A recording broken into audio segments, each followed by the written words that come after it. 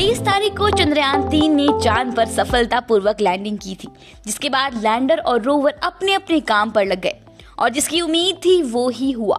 South pole पर landing के बाद से लैंडर विक्रम और रोवर प्रज्ञान अब तक कई तस्वीरें भेज चुके हैं। यान अब चांद पर इंसान के बसने की पॉसिबिलिटीज ढूंढ रहा है और इसी खोज में जीने की एक संभावना दिखी है। लैंडर और रोवर को चांद पर ऑक्सीजन मिली है जो जीने के लिए सबसे ज्यादा जरूरी है। इसी कड़ी में यान ने ऑक्सीजन समेत कई ऐसे तत्व चांद पर खोजे हैं जो अब तक कई देश नहीं कर सके।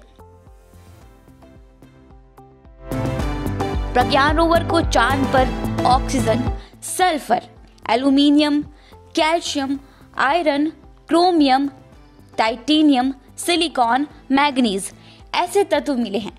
ये सब रोवर के payload laser induced breakdown spectroscope की मदद से मिले हैं। ये सब मिलने के बाद अब रोवर चांद पर सबसे जरूरी हाइड्रोजन को ढूंढ रहा है, क्योंकि जीने के लिए हाइड्रोजन भी उतना ही जरूरी है जितना ऑक्सीजन।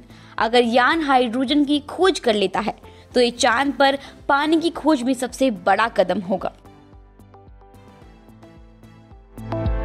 हाल ही में चंद्रयान-3 ने चांद पर तापमान को लेकर हैरान करने वाला फैक्ट सामने लाया था। लैंडर ने जब चांद की मिट्टी का तापमान मापा तो पता चला कि यहाँ 0 से 70 डिग्री तक का तापमान होता है। इस जानकारी से इसरो भी हैरान था। ऐसा इसलिए क्योंकि वैज्ञानिकों का मानना था कि चांद पर अधिकतम तापमान 30 डिग्री तक ही हो सकता है, लेकिन ये तो बहुत ज्यादा निकला।